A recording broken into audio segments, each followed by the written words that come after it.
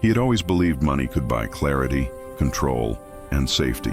For years, Mr. Alden Hawthorne, a discreet but exceedingly wealthy businessman, lived behind walls, gates, and an impenetrable system of alarms and private security. Trust was not something he offered. It was something people had to earn, and very few ever did. Perhaps none. Not after his wife died suddenly, leaving him alone with a 4-year-old daughter who was his entire world. Sweet, quiet little Emma. His fear of losing Emma, of something happening to her, had grown since the day he buried his wife, and as his paranoia increased, he began noticing things inside the house that made him uncomfortable. Toys moved to strange places, lights left on, strange faint noises he couldn't identify. He blamed exhaustion at first, but then he started suspecting people around him. All of them, especially the new house cleaner. Her name was Maria, hired only 3 months earlier. Quiet, punctual, always polite, a single mother, who seemed grateful for the job. But Alden watched her carefully. Something about her calmness, her silence, her humble posture awakened in him a deep suspicion, a suspicion he didn't fully understand, but which he no longer questioned. He had been betrayed too many times in business and life to take chances. People didn't enter his world without a reason. People always wanted something. People always hid something. And so, 2 weeks ago, without telling anyone, not even the security staff, he installed hidden cameras all around the mansion. Cameras in the hallways, cameras in the kitchen, cameras near the guest rooms, and one camera, the last one he installed, aimed directly at the playroom where little Emma spent most of her time. He hated that feeling, the guilt of invading his own daughter's privacy. But he told himself it was necessary. He needed to know who was really entering that room, who was touching Emma's toys, who was whispering when he wasn't home. Tonight, the footage would finally reveal the truth. Alden sat alone in his study, the large mahogany desk illuminated only by the faint glow of the computer screen. He clicked through the folders labeled by date, his jaw tightening. Outside the office windows, the night stretched cold and silent, as if holding its breath with him. He opened the first file. There she was, Maria, entering the playroom while he was away at a meeting. She moved slowly, wiping shelves, dusting corners, picking up toys from the floor. Nothing unusual. Nothing suspicious, but Alden leaned closer, narrowing his eyes, searching for something, anything, that would justify the unease he felt. Every small gesture she made seemed too careful, too soft, too intentional. He didn't trust softness. Softness was a disguise. He clicked to another moment. Maria bending down to pick up a doll. Maria arranging books. Maria folding a blanket. Again, nothing. Again, too normal. He tapped his fingers impatiently on the edge of the desk, feeling foolish yet unable to stop watching. Then, halfway through the footage, something strange happened. Emma appeared on the screen, alone at first. She entered the playroom holding her teddy bear, humming softly. Alden's breath tightened. He had expected to see Maria alone, but now his daughter was in the frame, and he was watching something he wasn't supposed to watch. He leaned forward even more, eyes fixed on the screen. Emma sat on the floor and began lining up her toys. A moment. Later, the cleaner returned to the room. Alden paused the video. His heartbeat quickened. He didn't know why. Something told him this was the moment he had been waiting for. He pressed play.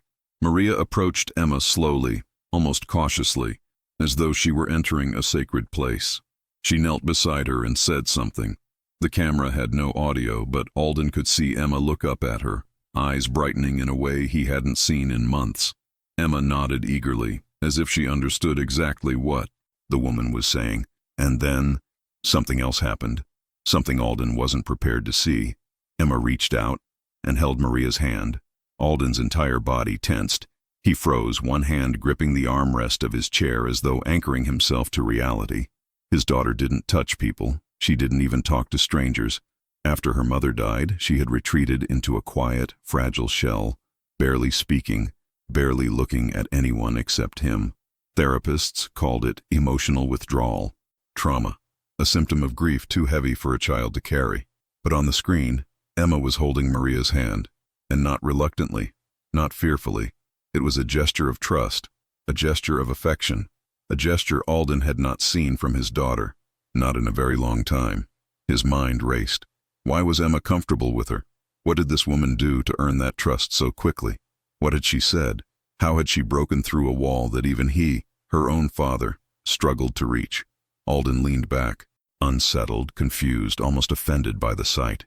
His suspicion grew. His paranoia sharpened. His pulse quickened. He replayed the moment again, and again, and again, because behind that simple touch, there was something else, something he didn't yet understand, something he feared, something that told him this was only the beginning, and that whatever he would see next, whatever the cameras had captured after this moment, would change everything.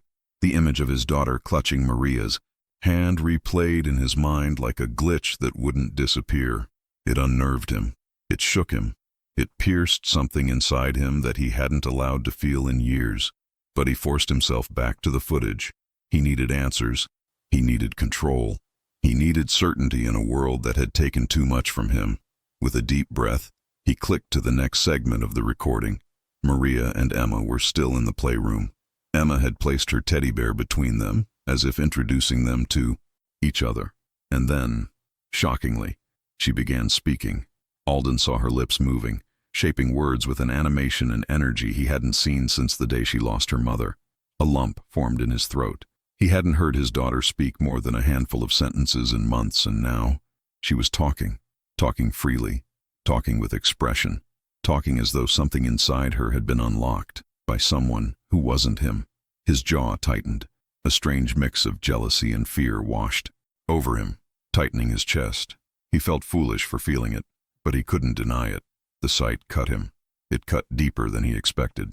He clicked the mouse again, fast-forwarding slightly, desperately searching for some clue, some indication that Maria had done something, manipulated something, triggered something unnatural.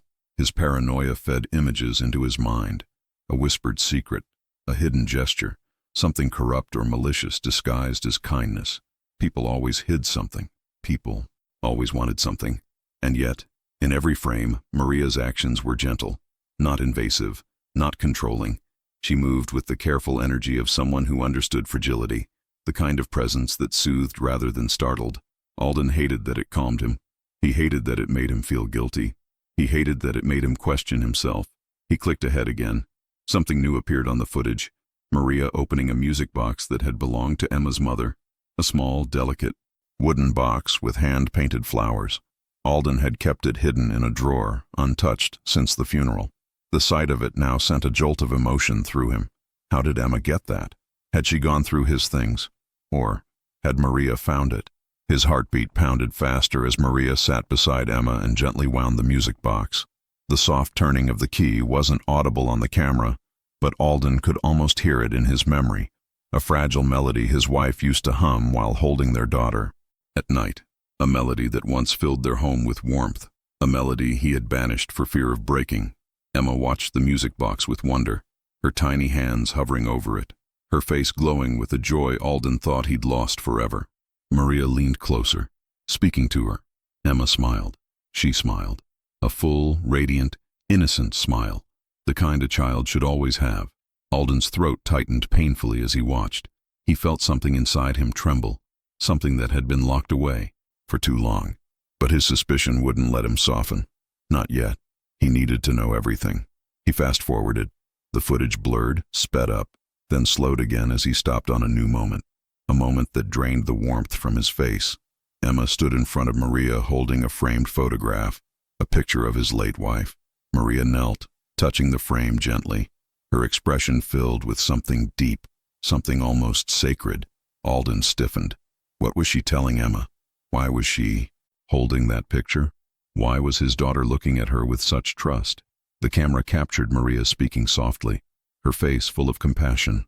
Emma listened with wide, wet eyes, clinging to Maria's sleeve as though the woman had become a lifeline. Alden felt anger rising, and fear, and confusion. He didn't understand what he was seeing. He didn't understand how this woman, this stranger, had become a bridge into Emma's heart. He replayed the moment 3 times, 4, 5, searching for something wrong, something out of place, something sinister. But all he saw was tenderness. He hated it. He hated that he couldn't find a reason to justify his suspicion. He hated that he felt exposed, emotionally exposed, by a cleaner he barely knew. He hated that his daughter seemed happier with her than with him. He clicked to the next segment, breathing hard. This time, the camera showed something entirely new. Maria wasn't cleaning. Emma wasn't playing with toys. The two of them were in the center of the playroom, facing each other. Maria extended one hand and made a gentle motion, a slow, rhythmic sway. Emma mirrored her. A dance. Alden froze. His daughter was dancing. She was laughing. The footage showed her spinning clumsily, her little arms open, her hair bouncing as she moved. Maria followed, copying her steps, letting the child lead, making silly movements just to see Emma giggle. Emma's laughter, though silent through the camera, was unmistakable. Her whole body shook with joy. Alden blinked rapidly, overwhelmed. He hadn't seen Emma laugh like that since before the funeral, since before the world fell apart. His chest tightened so deeply he had to lean forward, elbows on the desk, fingers pressed against his forehead. He didn't know what he was feeling. Gratitude, fear, loss, relief, a mix so intense he couldn't breathe. He forced himself to keep watching. He had to know everything. He needed to know. But as he kept examining the video, something else started to trouble him. Something subtle, something creeping beneath the surface of the footage like a shadow only he could see. It wasn't what Maria was doing. It wasn't what Emma was doing. It was what Emma was saying. Her lips formed a familiar name, a name Alden hadn't heard her say in months, a name that hurt him every time he remembered it, the name of her mother. And she was speaking it to Maria. Alden's body went cold. Why? Why was she saying that name? What had Maria told her? What had she revealed?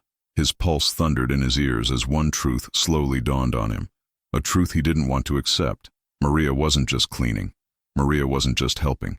Maria wasn't just being kind. Maria was reaching places inside his daughter that he himself could no longer reach, and that terrified him. The video continued. Another sequence. Emma and Maria sitting together, whispering. Maria wiping a tear from Emma's cheek, Emma resting her head against the woman's shoulder. Alden felt sick, jealous, lost, confused, but the feeling that scared him most was something he hadn't expected at all. The possibility that maybe, just maybe, the problem wasn't Maria. Maybe the problem was him. But the footage wasn't done. There was more, so much more. And the next video file, the one he hadn't opened yet, was labeled with a timestamp only 20 minutes after this scene. A file Alden had no idea would reveal something he never imagined. Something that would change the entire story. Something that would shake every belief he had about trust, fear, and the people he allowed into his home. Alden hovered his cursor over the next video file for several seconds without clicking. His hand trembled in a way he didn't expect. He was a man who made decisions worth millions every week. A man who could negotiate with ruthless executives, shut down corporations, or sign contracts that changed entire markets. But now, in the dim light of his study, he felt like a terrified child. One click. That was all it took. One click to uncover something he could never unsee. He inhaled slowly, the air tight in his lungs, and finally pressed play. The footage opened in the playroom again, but the camera caught something unexpected this time. The room was darker, lit only by the soft glow of a small bedside lamp Emma had insisted on keeping near her toys because she was afraid of the dark. Alden squinted, leaning closer to the screen. The lighting made everything feel more intimate, more secretive. Maria walked into the room carrying a folded blanket. She looked tired but not troubled. Her movements were slow, almost thoughtful. She wasn't cleaning. She wasn't organizing toys. She wasn't dusting shelves. She seemed searching, looking for something, pausing occasionally to examine her surroundings as if listening for a sound. Then Emma entered. Alden's breath hitched. She wasn't holding toys. She wasn't humming. She wasn't smiling. She was crying. Tears streamed down her face in messy little rivers, her cheeks red, her breathing shaky.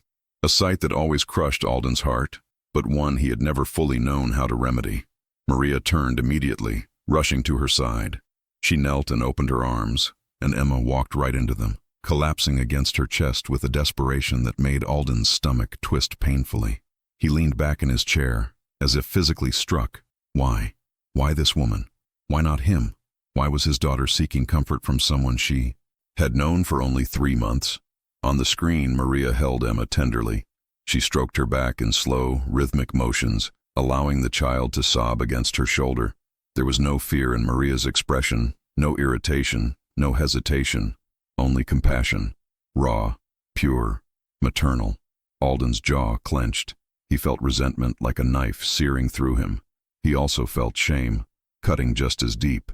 Maria lifted Emma's chin slightly, wiping her tears with the sleeve of her simple uniform. She spoke, her lips moving slowly, carefully. Although the camera had no audio, Alden could almost imagine the softness of her voice. Emma nodded, trembling. Then something happened, something that slammed into Alden like an avalanche. Emma reached into her pocket and pulled out a tiny object. A piece of paper, a drawing, a photograph. She placed it in Maria's hands. Maria unfolded it. Alden froze. It was a drawing, a childish sketch of 3 people holding hands. A man, a woman, a child. The woman had long hair, like his late wife. The man had short hair, like him, and the child was small, drawn in bright yellow, just like Emma always used to draw herself. But the figure of the mother was drawn with a halo, a small golden circle above her head, a sign, a symbol, a wound. Maria looked at the drawing for a long time, her expression shifting from curiosity to sorrow. She pressed the picture to her chest, embracing it as though it carried weight, meaning, memory. Emma leaned into her again, crying harder now. Alden couldn't move. He couldn't breathe. He felt as though the world around him had fallen silent, except for the pounding of his heart. Then Maria spoke again, gently, carefully. Emma listened with wide eyes, tears clinging stubbornly to her lashes. Little by little, the child's breathing softened. Her shoulders relaxed, her grip loosened. Maria took the girl's hands in hers and said something that made Emma gasp. Her face lit up with recognition, with longing, with hope. Alden leaned closer, straining to read her lips. He caught fragments, not full sentences, just hints, shapes of words. Words he recognized, words he feared, words he hadn't spoken himself in months, words that seemed to touch the name of his wife. Alden's chest tightened as realization struck him with brutal force. Emma wasn't just connecting with Maria. She was projecting something onto her, something sacred, something painful, something precious. He felt dizzy. The room seemed to tilt around him. He tried to swallow the stone lodged in his throat but couldn't. Suddenly, the air felt too thin. The video continued. Maria unfolded the blanket she had brought and draped it gently over Emma's shoulders. She pulled the child into her lap and began rocking her. Not quickly, not frantically, but with the slow, nurturing rhythm of someone who understood how broken hearts beat.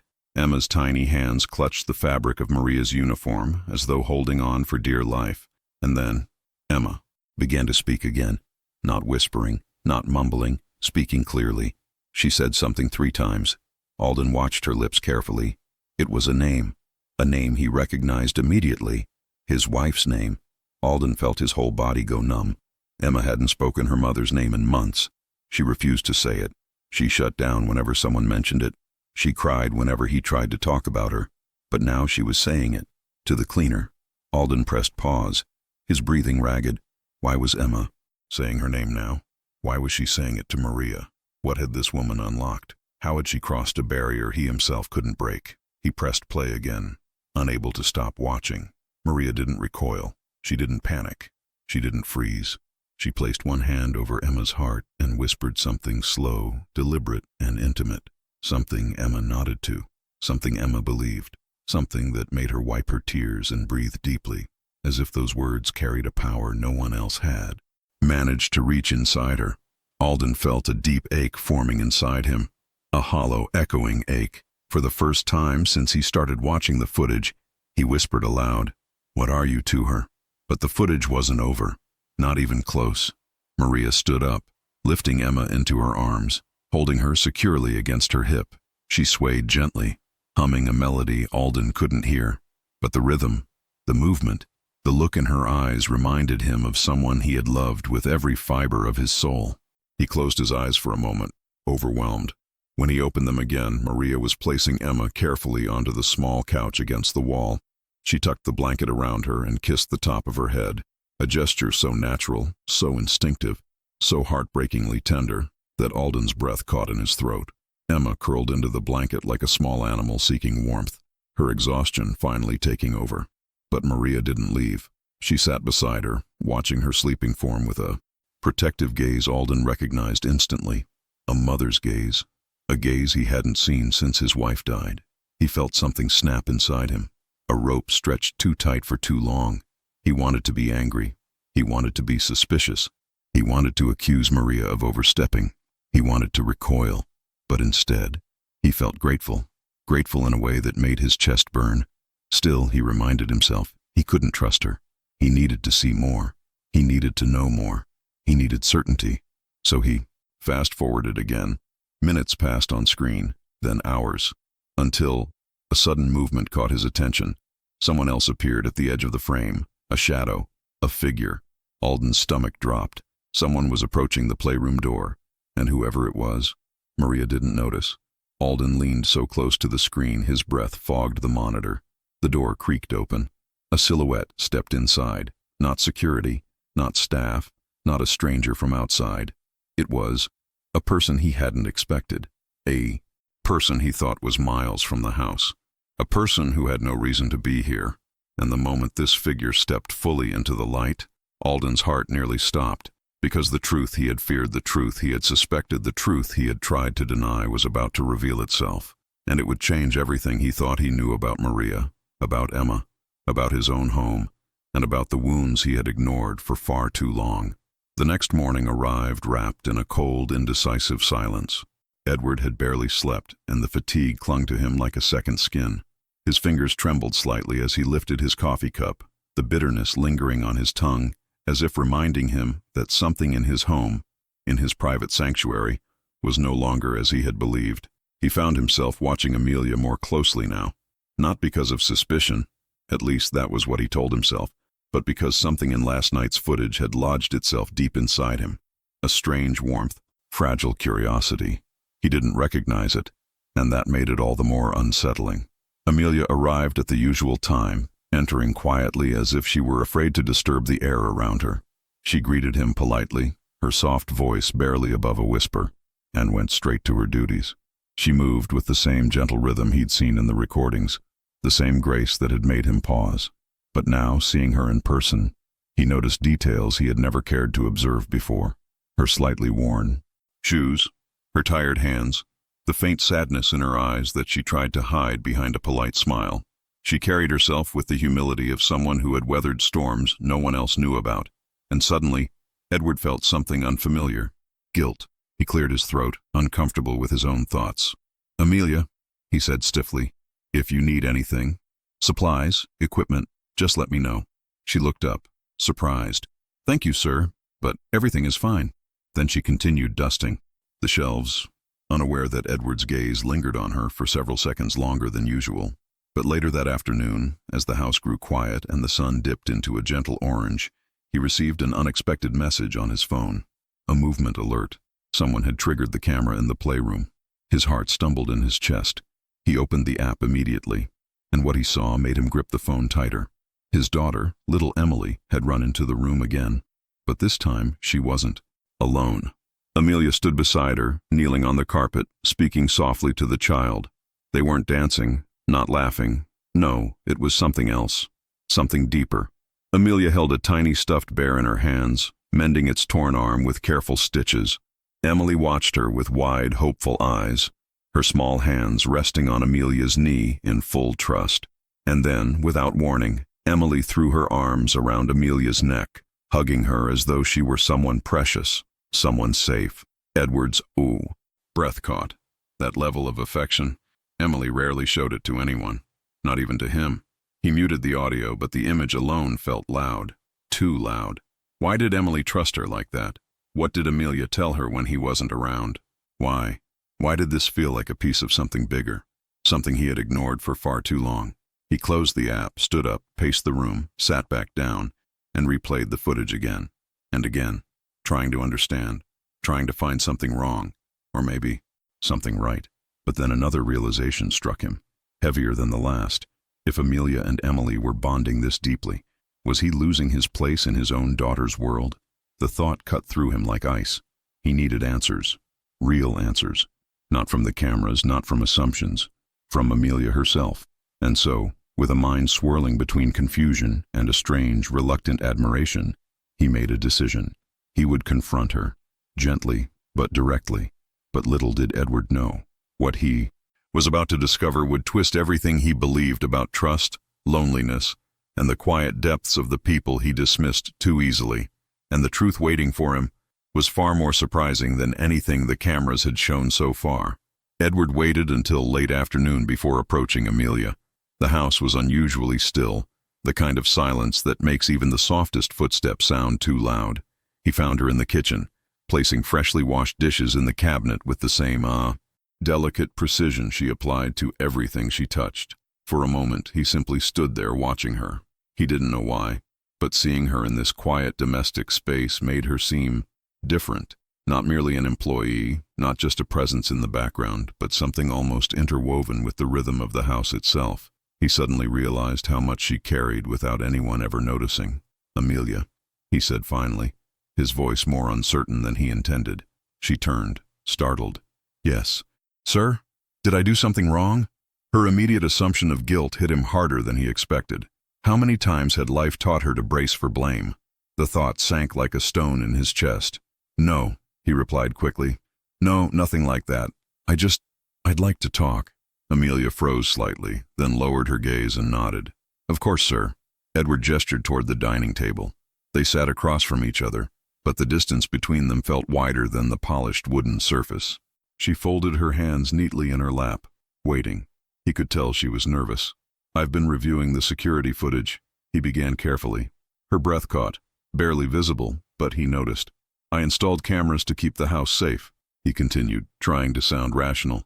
"But I saw something I didn't expect." Amelia swallowed. "Sir, I never meant to overstep. I was only trying to comfort Emily. She looks so lonely sometimes," and he held up a hand gently. "I'm not accusing you." Her shoulders dropped, but the tension didn't fully leave her. He leaned back, exhaling. "I saw you with her. The way she hugged you. The way she trusted you.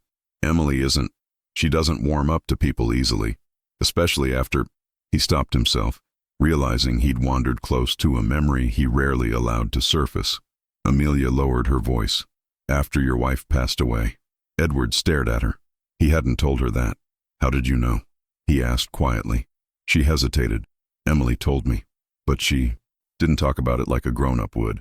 She spoke like a child who misses someone she can't fully remember. She said the house is big but feels sad sometimes. And she said you're always tired, like your heart works harder than your body." Edward blinked, stunned. "That's how she put it?" he whispered. Amelia nodded. A weight shifted in him, painful, heavy, but strangely clarifying. Emily felt everything, even what he thought he hid so well. The loneliness, the exhaustion, the grief he buried, under work and routine. "I never meant to replace anyone," Amelia said softly. "I just didn't want her to feel alone." The sincerity in her voice left no room for doubt. It wasn't manipulation nor pity. It was genuine compassion, rare and quietly powerful. Edward rubbed his forehead. "I'm just trying to understand why you care so much." Amelia looked down at her hands, twisting the edge of her sleeve anxiously. "Because I know what it feels like to be a child left alone in rooms too big and too quiet." Edward's gaze sharpened. There it was, a truth trying to escape, buried deep, wrapped in years she never spoke of. He leaned forward. "What happened, Amelia?" She hesitated, as though deciding whether she had the right to place her story inside this wealthy house, in front of a man who had everything she didn't. Finally, she whispered, "When I was little, my mother worked as a housekeeper too, for a family that barely remembered her name.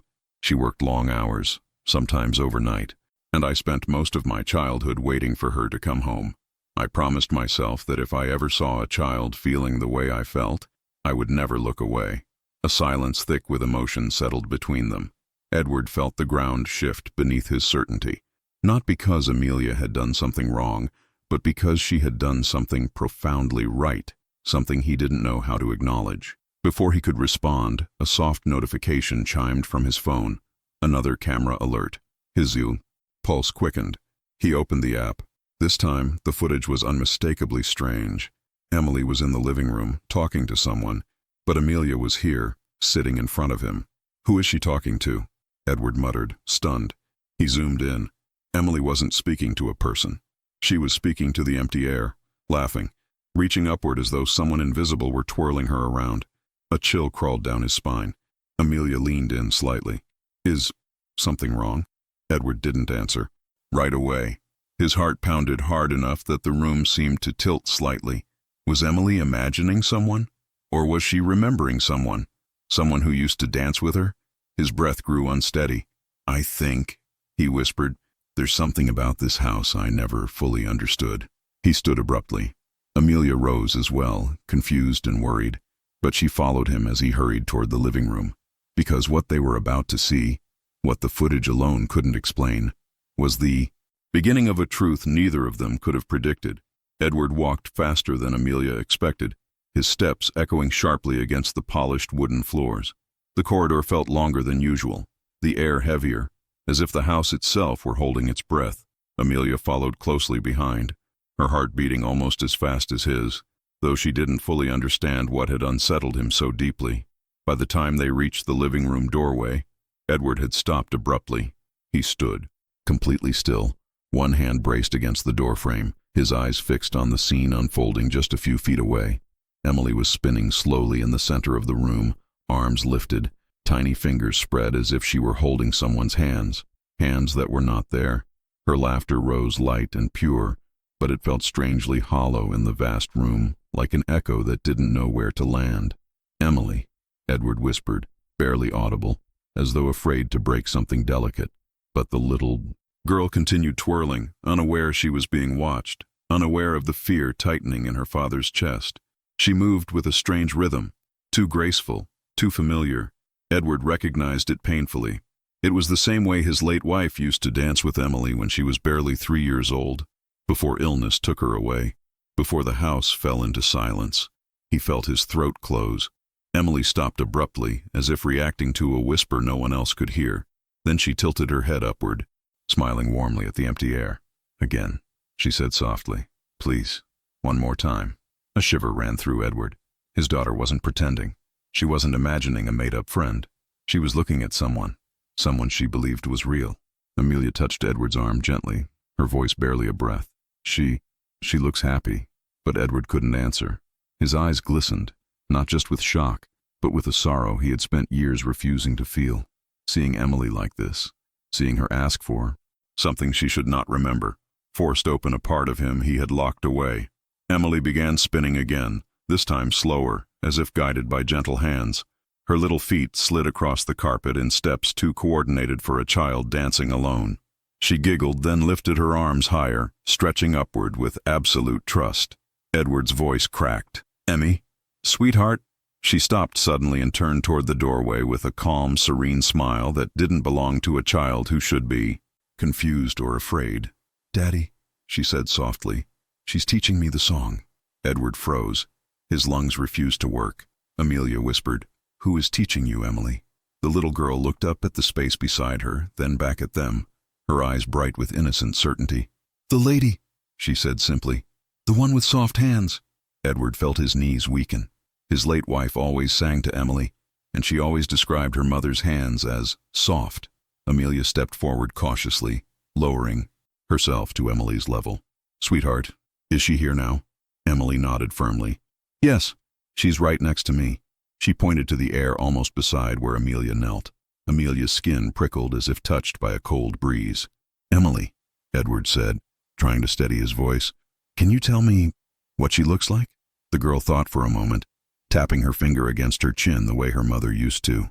"She looks like—" Emily hesitated, squinting as if trying to remember a distant dream. "She looks like someone I used to love." Edward felt the floor drop beneath him. Emily continued with the simplicity of a child stating a fact. "And she knows my favorite song, the one about the stars, the one Mommy used to sing." Edward flinched sharply, as though struck. Amelia gently put a hand on Emily's shoulder. "And what else does she do?" Emily smiled bigger, pure and warm. "She dances with me. She's teaching me how to spin without falling. She says it's important." "Important?" Amelia echoed. Quietly, Emily nodded. She said Daddy needs to know something, but she said I have to wait until later. She said the house isn't ready yet. Amelia swallowed hard, feeling a strange pull in her chest. Edward stared at his daughter, trembling slightly, unable to form a single word. Emily looked toward the invisible presence again, listening as though receiving instructions. She said Daddy should stop being afraid, Emily said softly. She said he doesn't have to look at the cameras anymore. She said he already knows. Edward's breath hitched painfully. Already knows what? What truth had he been running from? What was his late wife trying to tell him, if any of this was real at all? Emily stepped closer to him and took his hand. Her tiny fingers curled around his. Daddy, she whispered. She wants to show you something. But she said you have to come tonight. Only tonight. Edward felt a tear slip down his cheek before he could stop it. Amelia saw it and gently looked away, to give him space, though she herself was shaken to her core. Tonight, Edward murmured. Where? Emily lifted her arm and pointed toward the hallway, toward the darkened corridor that led to the oldest part of the house, the room Edward hadn't entered in years, her mother's old dance room. She's waiting, Emily said simply. Edward stared at the shadow-filled hallway, a place he had avoided since the night he lost his wife, a place he had locked not with a key, but with grief. His pulse hammered, his palms dampened, his world tilted as if inviting him to take a step he had feared for too long. Amelia watched him closely, sensing the shift inside him, a breaking, a softening, a terrifying but necessary awakening. And as the evening light faded behind the windows, the house seemed to settle into an expectant quiet, as though preparing for something neither of them could fully understand yet. Something waiting behind that door, something that would change everything, something the cameras had never been meant to capture. Edward didn't sleep that night, not even for a moment.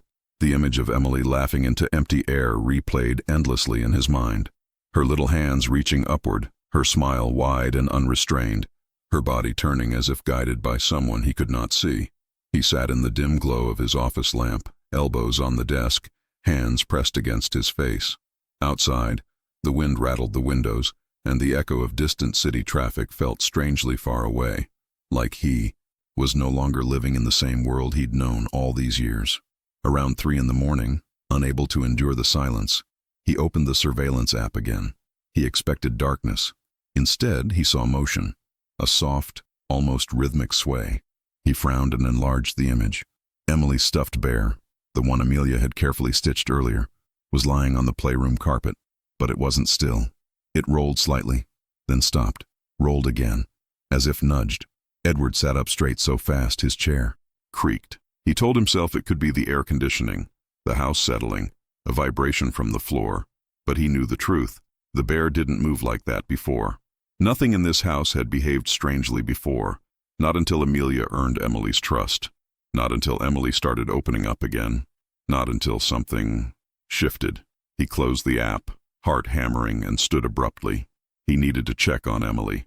He climbed the staircase quietly, listening to the old wood groan under his weight. At the top he paused, his hand lightly touching the doorframe of his daughter's room. He pushed the door open just enough to peer inside, and there she was, sleeping peacefully, curled against the patched bear. Her chest rose and fell with soft, steady breaths. The moonlight painted her face with silver, and for a moment, everything looked normal, except for one thing. The rocking chair in the corner, the one that had belonged to his late wife, was moving. Not violently, not dramatically, just slow, patient rocking, like someone was sitting there, watching over the child they loved. Edward's throat closed. No, he whispered to himself. That's impossible. He stepped inside, barely breathing. The moment he crossed the threshold, the rocking slowed, then stopped altogether. The silence that followed was so complete it rang in his ears. He walked to the chair and touched it. Cold, colder than the air around it, colder than anything should be in a heated house. He backed away slowly, unable to tear his eyes from the chair. A floorboard creaked behind him. He spun around and saw Amelia standing in the doorway, wearing a simple nightgown, her expression a mixture of concern and something deeper, something he couldn't decipher. "Sir?" she whispered. "I heard noises. Are you all right?" He stared at her, struggling for words. "What are you doing awake?" he asked, forcing his voice into something steady. She didn't answer immediately. Instead, she stepped closer, glancing at Emily then at the rocking chair. I sometimes have trouble sleeping, she said eventually. Old memories. They keep me awake. She said it like it was almost an apology. Edward nodded stiffly, turning toward his daughter again. She was the chair. He didn't know how to finish the sentence, how to speak something so irrational out loud. Amelia looked at him for a long moment, her eyes soft but penetrating. It wasn't judgment. It wasn't disbelief. It was something else, a quiet knowing. Children feel things adults forget how to feel, she murmured. Sometimes they're not alone, even when we think they are. Her words sank into him like stones dropped into deep water. He felt both heavier and strangely lighter. He exhaled shakily and rubbed his face. This house, I don't know anymore. Amelia walked farther into the room, her steps slow and respectful. She touched the edge of the rocking chair, and Edward noticed something unusual. The chair stopped being cold. It warmed, instantly beneath her fingers, like her presence neutralized whatever unnatural chill had lingered there a moment ago. Edward stared. What did you just do? He asked, his voice barely a whisper. She looked up at him, her expression unreadable in the moonlight. Nothing, she said softly. Sometimes giving something gentle attention is enough. He opened his mouth to speak, but she continued. You're afraid of losing her, aren't you? The question cut him open with painful precision. Edward swallowed. I've already lost too much. Amelia lowered herself beside the bed, tucking the blankets around Emily with almost maternal tenderness. Children sense grief even when we hide it. They feel when someone carries too much heaviness alone. He didn't respond. Couldn't. The air felt too fragile to hold words. Sir, she said softly, Emily doesn't need perfection. She just needs you. Edward looked at his daughter, her tiny fingers curled around the patched bear, her quiet breathing, filling the space with innocence he no longer felt he deserved. I'm trying, he whispered. Amelia rose to her feet slowly. Trying is more than enough, more than many parents ever do. He didn't know why, but hearing that from her mattered, more than he expected. She walked past him toward the hallway, but before she stepped out, she looked back, her voice barely audible. You're not the only one who feels watched by something here. He stiffened. What do you mean? She hesitated, biting her lip. I've felt a presence, she admitted. Not threatening, not dark, but strong, protective, like someone who refuses to leave this house because they still have something to finish. Edward's pulse spiked. You're saying someone is here? He asked shakily. Her eyes met his, gentle, steady, unafraid. I'm saying, sometimes love doesn't disappear just because a person does. The hallway light flickered faintly behind her. Edward didn't move, couldn't move, because somewhere deep inside him, beneath years of grief and denial, a memory stirred, a feeling he had buried, a truth he wasn't ready to face. Whatever was happening in this house, whatever Emily felt, whatever the cameras captured, it wasn't over. And the truth Amelia had just hinted at was leading him straight to a revelation that would shatter everything he believed about loss, loyalty, and the unseen threads binding this house together. The house felt different that morning, as though it had taken a long breath during the night and exhaled it slowly across every hallway and every sun-washed corner. Edward woke earlier than usual, haunted by the unanswered questions that had built themselves like invisible walls around him. He moved through the silent corridors with a quiet urgency, driven by something he couldn't yet name. He checked the cameras again. Nothing. No strange movement. No unexplained laughter. No invisible twirls. Just the stillness of a home waiting for a truth long overdue. But today he would see it with his own eyes. Amelia arrived on schedule, though her expression showed the weight of the tension from the last days.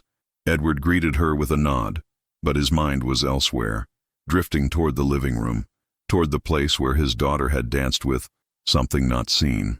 Emily was already awake, sitting on the carpet with her legs crossed, humming softly to herself as she brushed the hair of a worn stuffed doll. When Edward entered the room, she looked up with her innocent smile, a smile so rare these days that it softened him instantly.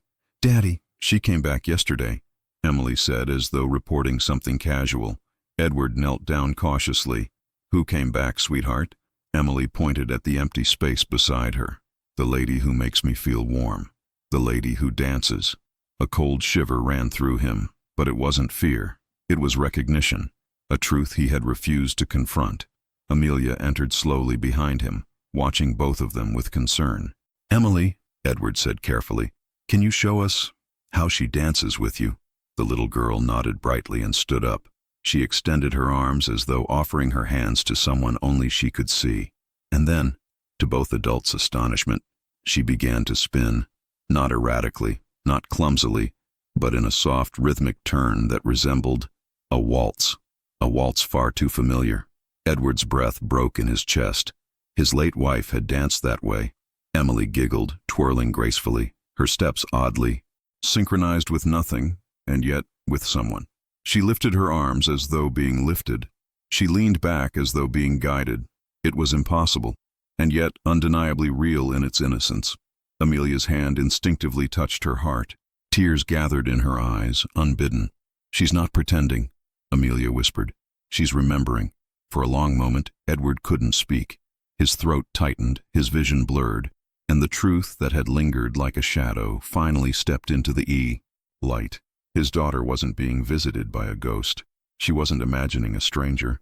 She was remembering love, a love that had once filled this home with laughter and had been silently longing to return. He closed his eyes, letting the wave of guilt and grief wash over him. He had been so lost in his own darkness that he had failed to notice the light still reaching out to his daughter, maybe through memory, maybe through instinct, maybe through something deeper than either of those things. When he opened his eyes again, Emily had stopped dancing. She stood in front of Amelia now, smiling at her with a trust that shone like something sacred. "Daddy," she said softly. "She likes when Amelia is here. She says Amelia makes the house brighter." Edward looked at Amelia, really looked, with new eyes. She stood there frozen, overwhelmed and completely unprepared for the importance suddenly placed upon her. And then it happened. Emily took Amelia's hands, pulling her gently toward the center of the room. "Dance with me," Emily said. "The way she does." Amelia shook her head, embarrassed. "Oh, sweetheart, I can't dance." But the little girl insisted, tugging her with tiny, determined fingers. So Amelia gave in, lowering her guard, letting herself be guided by the innocence of a 4-year-old who didn't understand the rules of adult grief. And then, right in front of Edward, Amelia began to dance with his daughter. She wasn't elegant. She wasn't perfect, but she was kind, soft, true. She twirled Emily gently, lifted her slightly, spun her with careful steps, laughing softly as Emily's giggles filled the room with something Edward hadn't heard in far too long, pure joy. And in that moment, in that simple, breathtaking moment, the cameras, the suspicions, the long nights of doubt, all of it dissolved. He didn't see a housekeeper. He didn't see an employee. He saw the woman who had brought warmth back into the coldest corners of his home. He saw the person who had reminded his daughter how to laugh. He saw someone dancing with his child the way his wife once had, not replacing her, but honoring her memory without even knowing it. A lump formed in his throat. Amelia noticed him watching and instantly pulled back, embarrassed, apologizing too quickly. "I'm sorry, sir. I didn't mean to." But Edward shook his head. "No," he said softly, his voice breaking with honesty. "Thank you." Silence fell, the kind that isn't empty, but full. Emily hugged Amelia's leg, lovingly, as though closing a circle that had been open for too long. And Edward finally understood the truth he had been blind to. He had installed cameras to expose something wrong. Instead, they had shown him something deeply right. Not a threat, not a danger, but hope. A new beginning, a new light. And for the first time in years, he allowed himself to believe that maybe, just maybe, his home was not broken after all. Maybe it was healing.